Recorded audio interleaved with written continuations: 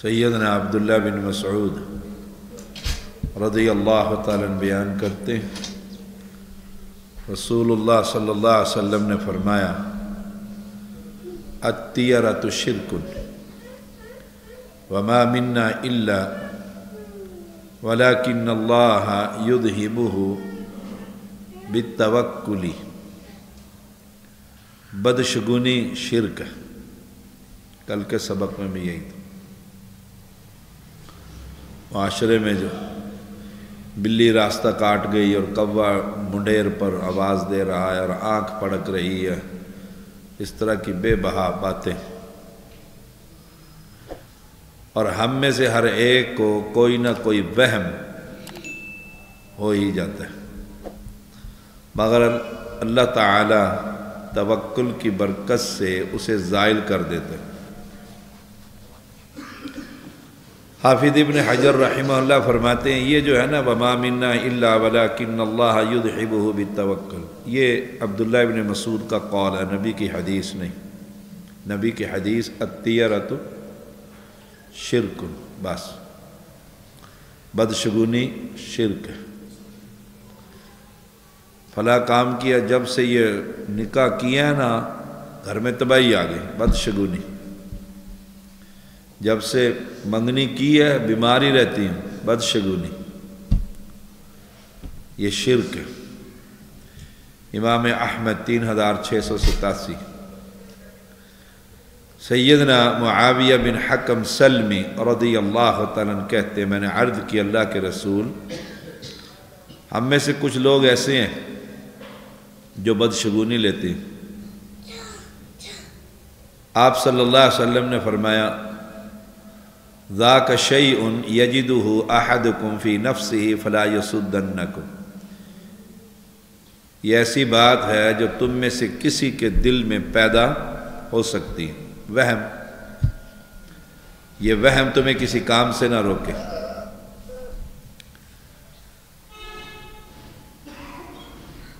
صحابیہ بیان کرتی ہیں میں نبی اکرم صلی اللہ علیہ وسلم کو فرماتے ہوئے سنا اقیر الطیر علی مکناتہا، پرندوں کو ان کے گھونسلے میں رہنے دو، انہیں مت اڑاؤ اچھا یا برا شگون لینے کے لیے۔ پرندے گھونسلے میں بیٹھے ہوئے ہیں، جا کے اسے چھیڑتے ہیں، دائیں طرف گیا تو اچھا شگون ہے، بائیں طرف گیا تو کام ہی نہیں کرنا، واپس آ جاؤ۔ کہا فرمایا پرندوں گھونسلے، پرندوں کا جدھر سے ڈرے گا، جدھر کا رخ دل کرے گا اڑ جائیں گے وہ۔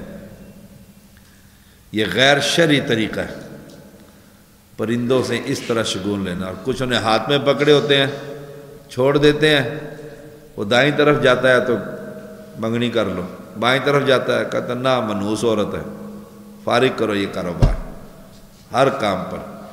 یہ مکہ کے مشرک کرتے تھے جو آج مسلمانوں کے اندر ہے۔ میاں مٹھو کو تو ڈنڈے پر بٹھا کے کہتے ہیں اٹھا لفافہ نکال میری قسمت۔ انسان کی قسمت کون بتاتا ہے؟ میاں مٹھو، اسے پتہ ہے 7ویں نمبر کا لفافہ اٹھانا، اگلا گاہک آئے گا تو 5ویں نمبر کا اٹھا۔ چند لفافوں میں پورے شہر کی قسمت بند کی ہوئی ہے نجومی نے۔ صحیح مسلم 537۔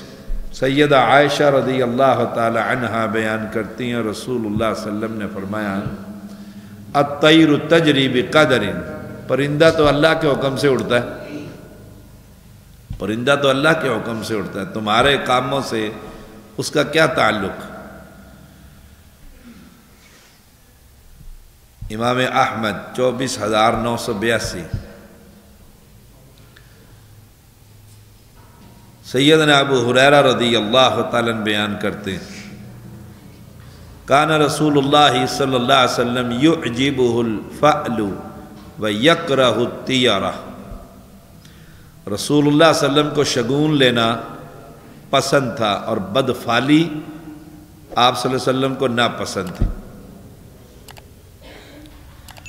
بدشگونی، آپ کسی کو گورنر بنا کر بھیجتے ہیں تو نام پوچھتے، اگر اس کا نام اچھا ہوتا تو آپ خوش ہو جاتے۔ جیسے صلح حدیبیہ پر سفیر آتے رہے، جھگڑتے رہے، نہ طے ہوا، آخر میں سہیل آئے اور میں سہیل آ رہا ہے، معاملہ آسان ہو گیا۔ اور آسان ہو گیا، طے ہو گیا معاملات۔ تو نام اچھا ہو اس سے شگون لیا جا سکتا ہے کہ بڑا سا خوبصورت نام ہے، صالح، صالح نام بڑا خوبصورت ہے، ایسے نام کا اثر ہوتا ہے اور خوشی کا اظہار آپ کے چہرے پر نمایاں ہو جاتا ہے۔ اور اگر نام ناپسندیدہ ہوتا تو آپ کے چہرے پر ناپسندیدگی کے اظہار ہوتا۔ آپ کسی بستی میں داخل ہوتے، بستی کا نام پوچھتے، پسند آتا تو خوش ہوتے، ناپسند آتا تو چہرے پر ناگواری آتی۔ اچھا شگون لینے کو اچھی چیز ہے، نام اچھے سے، اچھا شگون لینے کو فال کہتے ہیں۔ نیک شگون لینا مستحب ہے کیونکہ اللہ تعالی سے اچھی امید وابستہ کی جاتی ہے۔ امام احمد، ابو داؤد 3920۔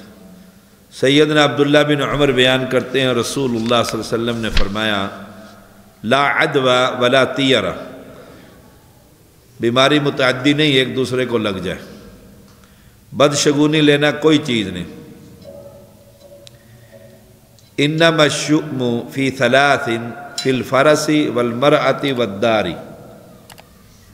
اگر نحوست کسی چیز میں ہوتی تو عورت، گھر اور گھوڑے میں ہوتی، ان میں بھی نہیں ہے۔ عورت کے بغیر تو بندہ رہ ہی نہیں سکتا، کبھی ماں ہے، کبھی بیٹی ہے، کبھی بہن ہے، کبھی بیوی۔ سبحان اللہ۔ اور میں اگر ہوتی تو ان میں، ان چیزوں میں ہوتی۔ اگر کس چیز میں نحوست ہوتی، مثلا عورت ہے، اولاد نہ ہو، بد مزاج ہو، گھر جائے تو کہتے ہیں گھر کیوں نہیں جا رہے ہو، کہتے سو جائے گی تو پھر جاؤں گا۔